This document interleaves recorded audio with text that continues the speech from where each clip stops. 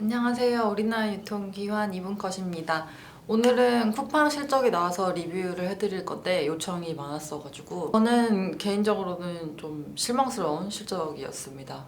실적의 숫자가 아니라 내용이 좀 그랬고요. 일단은 예전에는 1년에 한 번만 쿠팡 실적을 볼 수 있어서 답답한 부분이 많았는데 이제는 상장을 해서 분기마다 볼 수 있다니 2분기 실적은 매출액은 전년 동기 대비 71% 증가한 44.8억 달러 기록을 했고 그리고 순손실은 5천억 원. 우리 돈으로 하면은 매출액이 5조 원을 넘었어요. 그래서 5.2조 원 기록을 했고 영업 손실로 봤을 때는 한 6천억 원 정도. 매출액은 컨센서스에 부합한 수준이었는데 그리고 2017년도 3분기 이후에 15분기째 지금 50%를 상회하는 성장률을 기록을 하고 있는데 그런데 이 영업 손실이 컨센서스를 하회한 이유는 얼마 전에 났던 물류창고 화재 때문에 재고 손실이 있었고요. 그리고 자산 손상 처리한 것 때문에 일회성 비용이 반영이 되면서 이렇게 나왔습니다. 물론 나중에 이제 보험 보상금으로 회수되기는 할 건데요. 컨퍼런스 콜을 들었습니다. 그 실적 발표한 뒤에 진행을 하는데 간략하게 설명을 하고 그리고 CFO가 설명하고 그리고 Q&A로 진행이 됐었고요. 근데 이 컨퍼런스 콜 내용에서 저희가 조금 짚고 넘어가야 될 게 첫 번째가 1P 상품 구조, 매출 구조에서 이제 3P 쪽이 확대가 많이 되고 있다라고 밝혔는데 아시겠지만 1P는 직접 다 매입을 해서 재고를 가지고 판매되는 가격으로 잡히는 그런 매출 형태이고요. 보통 직매입이라고 얘기하는 형태고 3P는 서드파티, 그래서 수수료만 취하는 저희 특정 매입 매출액이라고 보시면 돼요. 그러니까 실제로 판매하는 금액에 쿠팡이 취하는 수수료만 매출로 잡히는 형태이고 근데 지금 비중이 쿠팡은 로켓 배송을 위해서 그동안에 많은 재고를 사입을 했었기 때문에 1P가 아무래도 높았다면은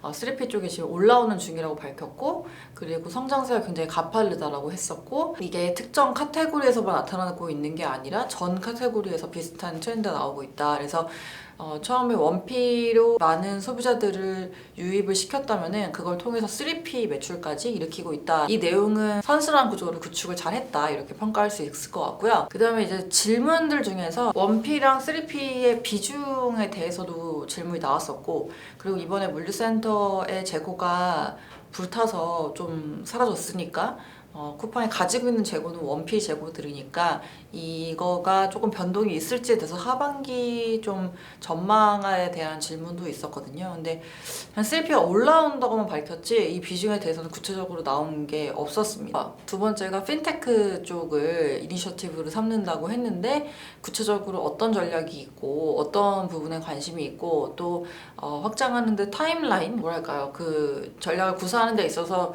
좀 시점별로 계획 같은 거를 공유해달라고. 그리고 세 번째는 이 로켓 프레시 그리고 그 쿠팡 이츠를 향후에 굉장히 성장 동력으로 보고 있다라고 밝혔는데요. 실제로 성장세가 좋았고 쿠팡 이츠는 지난 2개 분기 대비해서 매출이 3배가량 증가를 했고 그리고 로켓 프레시는 전년 동기 대비 매출액이 2배 정도 증가했습니다. 100% 증가를 했고요. 그래서 연간으로 한 20억 달러 수준, 그러니까 우리 돈으로 한 2조 원이 넘는 거죠. 수준의 매출액이라고 밝혔습니다. 근데 여기서 중요한 게 이 로켓 프레시 안에 아무래도 생수 같은 일반 가공식품들도 많다 보니까 그 대형마트들이 강점을 가지고 있는 이 신선식품과 뭐 가공식품과 이쪽의 비중을 체크를 하는 것도 중요한데 뭐 그런 내용은 안 나왔었고요. 그래서 이거는 따져볼 필요가 있겠고요. 그 다음에 네 번째는 해외 진출 얘기도 있었어요. 일본이랑 대만에 퀵커머스로 진출을 하겠다고 밝혔기 때문에 이제 그 관련해서 어떤 기회를 보고 있는지 그리고 이거 진출하는 거와 관련한 수반되는 비용 같은 거를 좀 어느 정도로 봐야 될지에 대한 질문도 있었는데 그 정확한 대답이 없었고요. 굉장히 초기이기 때문에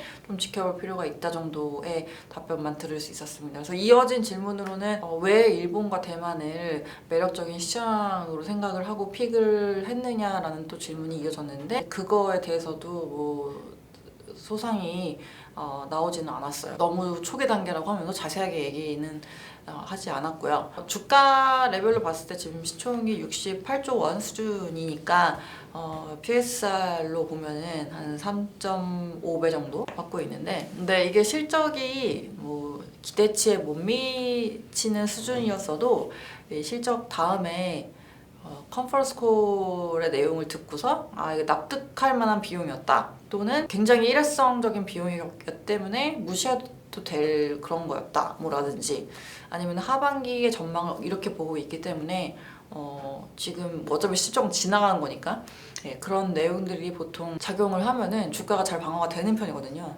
근데 컨퍼런스 콜을 들어봤을 때는 저는 개인적으로는 좀 실망스럽고, 왜냐면 구체적으로 숫자에 대해서 굉장히 말을 아끼시는 부분이 너무 보였다 보니까 이런 것들이 아무래도 시장의 기대를 좀 낮춘 요인이 되지 않았었나 이렇게 판단하고 있습니다. 그래서 주가가 좀 빠진 것 같고요. 적자를 계속 낼 수밖에 없는 구조는 맞는 것 같아요. 왜냐면 로켓프레시하고 쿠팡이츠가 너무 잘 되고 있고, 그리고 또 이쪽이 좀 기회가 있는 시장이다 보니까 이쪽에 투자를 지속적으로 좀 진행을 할 거고, 이번에 투자한 거에 굉장히 많은 부분도 이 부분에 들어갔기 때문에 지속적으로 들어간다는 거는 적자가 나는 구조는 좀 당분간 이어질 수밖에 없다라는 거고요. 어쨌든 그거는 알고 있기 때문에 사실 규모를 줄이는 것도 중요하지만 향후에 이걸 어떻게 줄여 나갈 건지에 대한 좀 구체적인 청사진을 그려주는 것도 필요하지 않나, 그런 거를 실적 발표할 때마다 같이 체크를 해두시는 게 좋겠다, 이렇게 말씀을 드리고 있습니다. 네.